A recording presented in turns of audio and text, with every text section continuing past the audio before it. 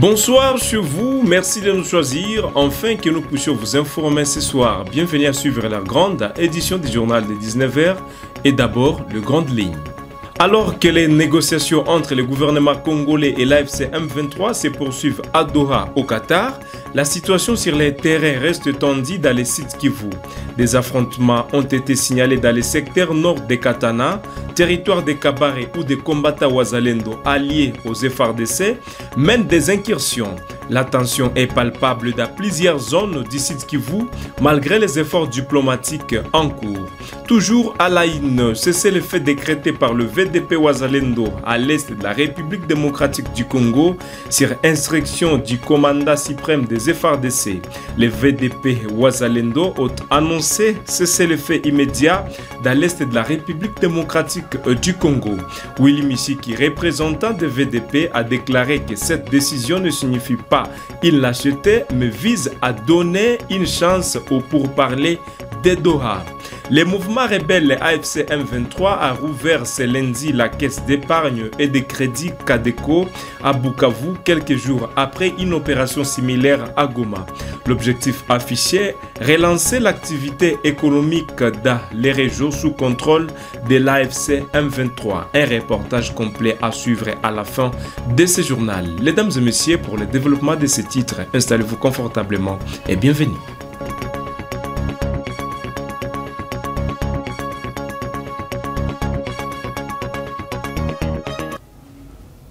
Alors que les négociations entre le gouvernement congolais et les M23 AFC se poursuivent à Doha au Qatar, la situation sur le terrain reste tendue dans la province du Sud Kivu. Des affrontements ont été signalés dans les secteurs nord de Katana, territoire de Kabare où des combattants Wazalendo alliés aux FARDC mènent des incursions. La tension est palpable dans plusieurs zones du Sud Kivu malgré les efforts diplomatiques en cours. Reportage. Alors que les pourparlers entre les gouvernements congolais et l'AFC M23 continuent à Doha au Qatar, sur le terrain la situation reste tendue.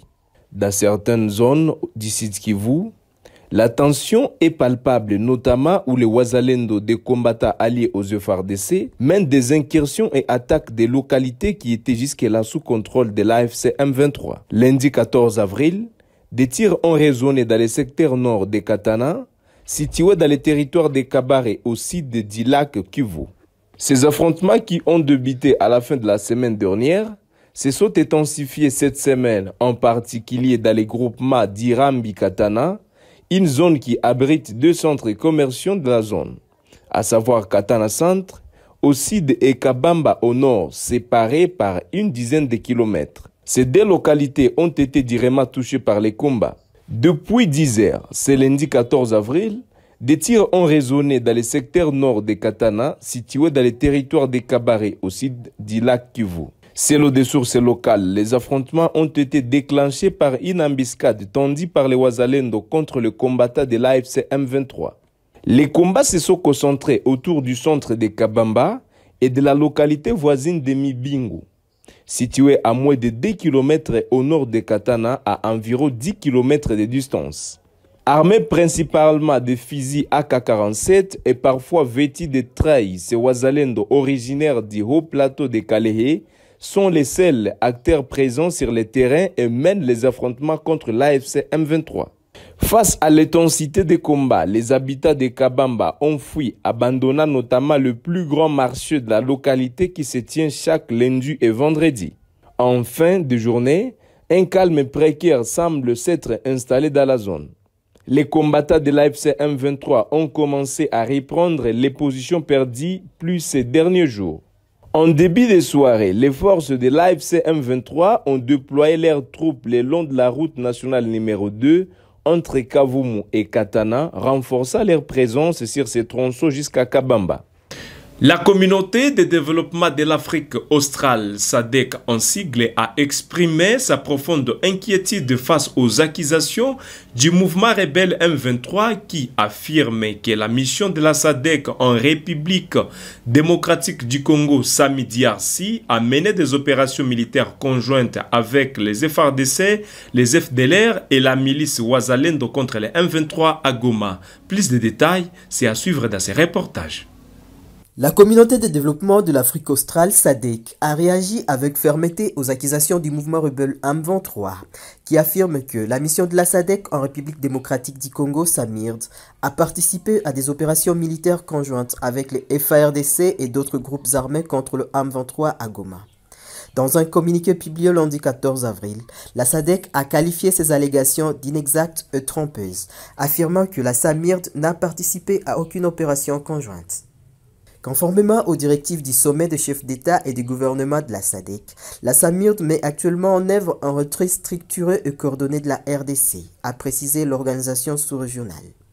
La SADC a également réaffirmé son attachement aux accords conclus lors de la réunion consultative tenue le 28 mars à Goma entre la SADC et le dirigeant du M23. Cette déclaration intervient après que l'Alliance Fleuve Congo AFC M23 a annoncé vendredi 12 avril la rupture de son accord avec la SADC suite à des affrontements violents à Goma.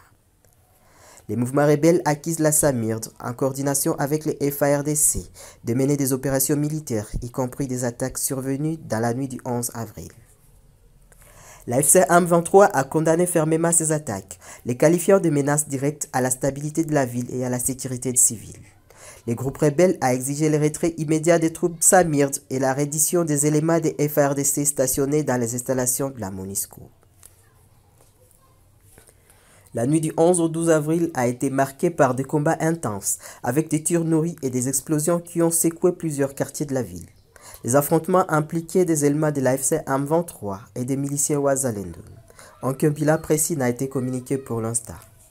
La rupture entre l'AFC M23 et la SADC survient après une réunion tenue fin mars à Goma entre le chef d'état-major de la SADC et l'AFC M23 visant à organiser les retraits de la mission régionale de la SAMIRD. Les deux parties avaient convenu d'un cessez-le-feu et des retraits sans condition des troupes de la SADC. Cependant, les récents affrontements ont compromis la mise en œuvre de cet accord, exacerbant la tension dans cette région de l'Est de la RDC, déjà plongée dans un conflit depuis plusieurs années.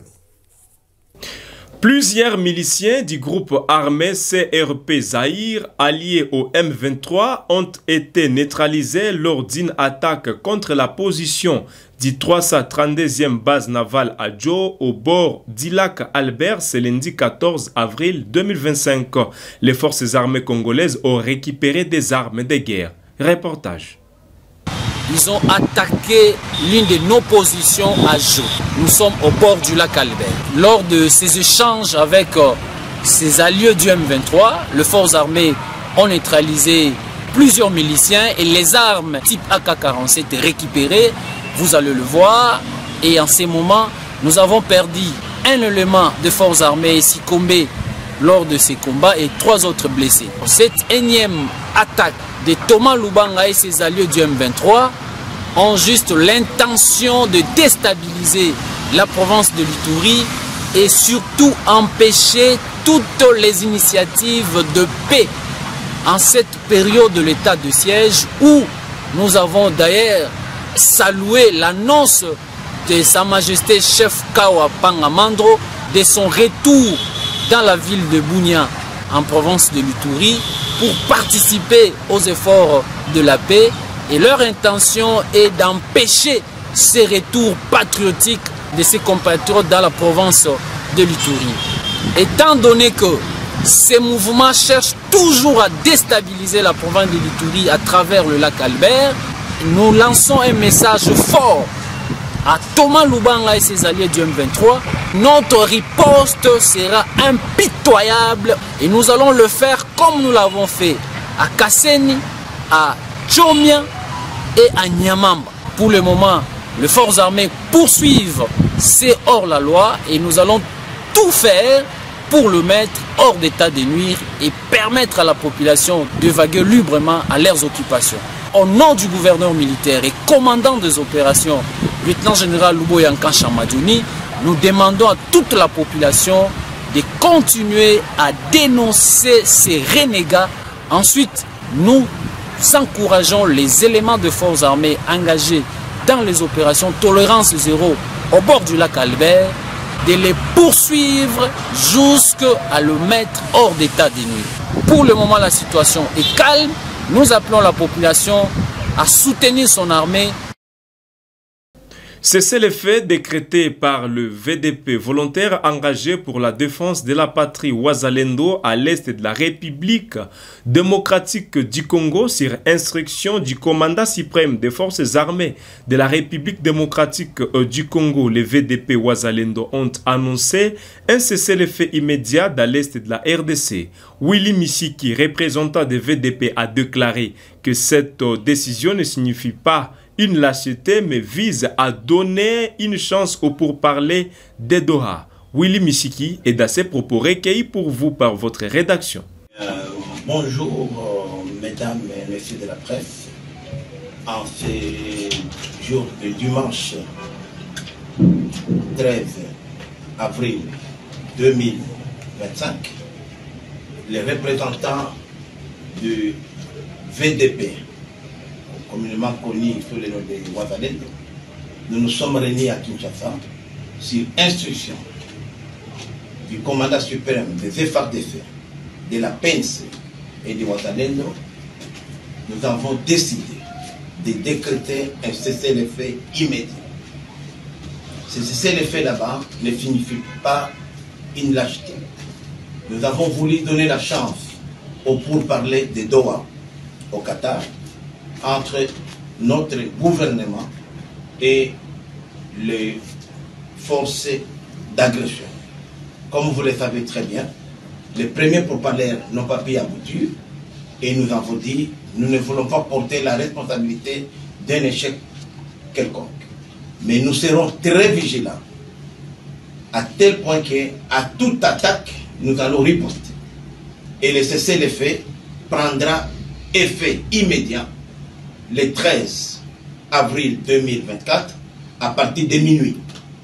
Donc, tous les Wazalendo, tous les VDP sont impliqués aujourd'hui dans les pourparlers de Doha que nous soutenons, même si nous ne sommes pas représentés. Nous attendons notre tour pour participer au processus de Nairobi, où nous serons entre les groupes armés et le gouvernement de la République. Mais nous réitérons ici notre fidélité et notre loyauté au chef de l'État, commandant suprême des FARDC, PNC et Wazalendo, et nous réitérons notre engagement à régler les problèmes qui rongent aujourd'hui la partie orientale de notre pays d'une manière politique et diplomatique. Et nous en profitons pour soutenir et remercier l'émir de Qatar pour l'hospitalité qu'il a offerte à notre pays et aux pays agresseurs et leurs partenaires pour que la paix vienne de là. Nous sommes convaincus que si toutes les parties sont aujourd'hui engagées, la fumée blanche pourrait provenir de Doha. Et nous demandons à l'Alliance Fleuve Congo, M23, de pouvoir se retirer de leur position qu'ils occupaient lors de la première rencontre de Doha. Cela déjà sera un premier signe de bonne foi. Il y a le temps pour la guerre, il y a le temps pour la paix. Les Wazalendo sont aujourd'hui disposés à collaborer avec toute personne qui s'inscrira dans la voie de la paix. Mais accepter le cessez-le-feu n'est pas une lâcheté. Donc nous restons aux aguets, nous répondrons à toute attaque contre nous sans hésiter. Mais c'est une bonne foi que nous venons de faire aujourd'hui devant la communauté nationale et internationale, que les Wazalendo ne sont pas des voyous, ne sont pas des brigands, que les Wazalendo s'inscrivent dans le schéma de Doha au Qatar. Je dis, je vous remercie.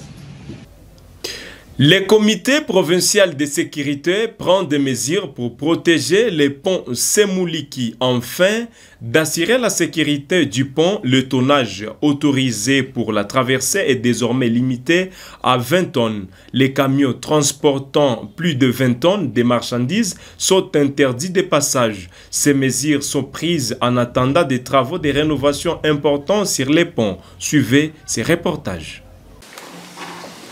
Étant donné qu'il y a une alerte, que ce pont est en danger d'écroulement.